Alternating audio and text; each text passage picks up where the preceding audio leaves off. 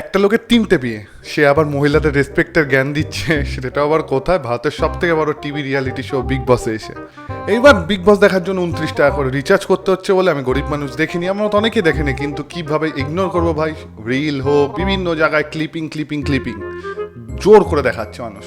লোকে বলে বিগ বস যাওয়ার জন্য নাকি সেলিব্রিটি হতে হয়, তা উনি কীভাবে সেলিব্রিটি হয়েছে? প্রথমে একটা বিয়ে করেছে, তারপর আবার একটা করেছে, আর থার্ডবার ওই দ্বিতীয় বউয়ের বেস্ট ফ্রেন্ডকে বিয়ে করে নিয়েছে।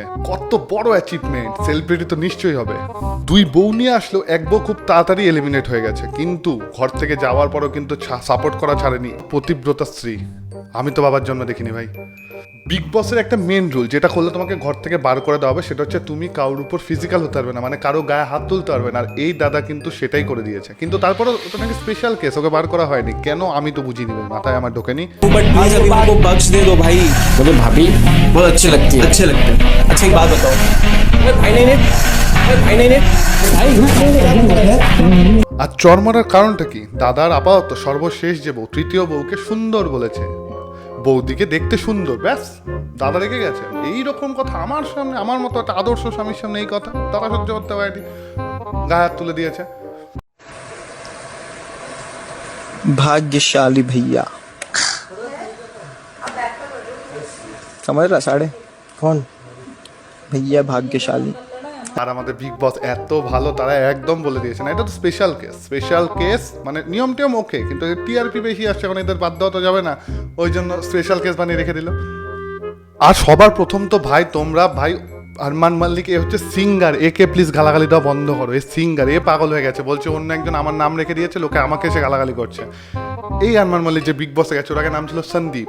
সন্দীপ থেকে কবে হয়ে গেল আরমান মল্লিক ভগবান জানে, কিন্তু এর জন্য গালাগালি খাচ্ছে আরমান মল্লিক যে সিঙ্গার।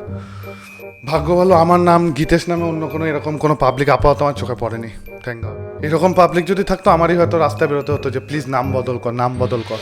দাদা সব থেকে বড় টিভি রিয়েলিটি শো এর প্ল্যাটফর্মে দাঁড়িয়ে কি বলছে? সব ছেলেই চায় তার দুটো বউ হোক, তারা তোমার তো তিনটে হয়ে গেল। আর কে বলেছে সব ছেলের সঙ্গে কথা বলেছো? আমিও একজন ছেলে, আমি চাই আমার একটাই হোক, আমি তাই চাই। এটা দাদা তোমার সমস্যা, তুমি চাও তোমার দুটো, সব ছেলেদের টানার কোনো দরকার নেই। মাঝে মাঝে ইচ্ছা তো হয় যে বৌদির মতো আমার বউ এরকম আমায় সাপোর্ট করুক, বৌদি যেভাবে দাদাকে সাপোর্ট করে আমাকে আমার বউ যেন ফিউচারে এভাবে সাপোর্ট করে। ভাই কি সাপোর্ট! মানে এক তো তিনটে বিয়ে করে বসে আছে দাদা, তারপরে বলছে যে ভালোবাসা তো কখনো কারোর সঙ্গে হয়ে যেতে পারে। বৌদি ভয় পাও, এবার 4 নম্বর না নিয়ে চলে আসে, কোনো ভরসা নেই দাদার উপর। আর দাদা নাকি দুই বউকে সমানভাবে ভালোবাসে, সমানভাবে ভালোবাসা মানে দুই বউকে একসাথে প্রেগনেন্ট করে দিয়েছে। এইটা হচ্ছে সব থেকে বড় উদাহরণ, দাদা দুই বউকে সমানভাবে ভালোবাসে, আবার বউরাও সে নিয়ে এক্সাইটেড। যত দেখে আমার মাথায় টেনশন হয়েছে, আমার বউকে এত সাপোর্টিভ হবে। দেখো তোমাদের মনে হতেই পারে কেউ কি পৃথিবীতে আগে দুটো বিয়ে তিনটে বিয়ে করে না? করেছে ভাই, কিন্তু এক বাড়িতে দুটো বউ, দুই বউ প্রেগনেন্ট, এরকম একদম ভালোবাসা, টিভিতে যাচ্ছে, রিল বানাচ্ছে, ইউটিউব ভিডিও বানাচ্ছে একসাথে, মানে কিভাবে সম্ভব? লোক এটাই ভাবছে। তুমি ভাবো না বৌদির সতীন ওখানে দাদার সঙ্গে টিভিতে আছে, দিক থেকে কাঁদছে আর সাপোর্ট দিচ্ছে, এইরকম মানে পাওয়া যায় ভালো বউ এত সাপোর্টিভ?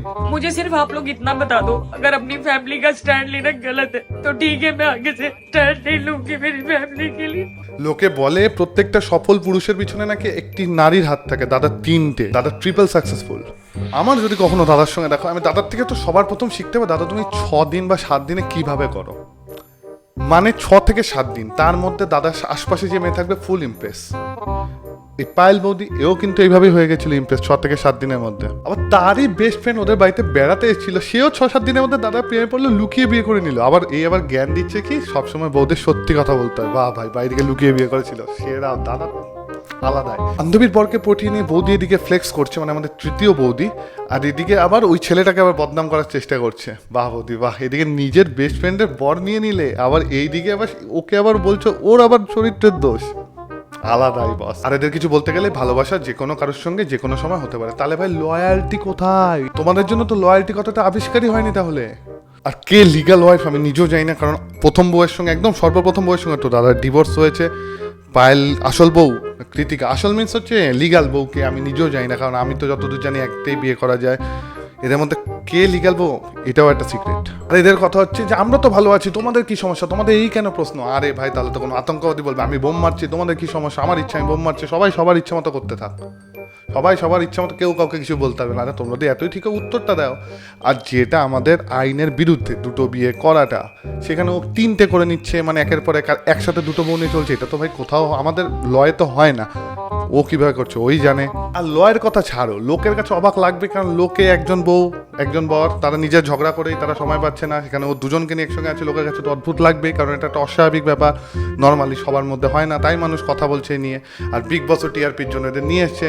তোমার যদি এর দুই বউ না থাকতো তোমায় বিগ বস ডাকতো না, এটা তুমিও জানো আমিও জানি। যেখানে বিগ বসকে একটা পারিবারিক শো বলে, ওখানকার যারা সঞ্চালক আছে এবং সবাই ওরা ওইভাবে অ্যাড দেয় যেটা একটা পারিবারিক শো। তো পরিবারের সঙ্গে দেখার মতো এটা কি জিনিস যেখানে একজন তার দুটো বউ নিয়ে এক জায়গায় যাচ্ছে, সেটা থেকে আমরা কি শিখবো কি জানবো? আপনাদের কি মনে হয় অবশ্যই জানাবেন কমেন্টে। দেখা হচ্ছে আগামী ভিডিওতে। ভালো থাকবেন, সুস্থ থাকবেন।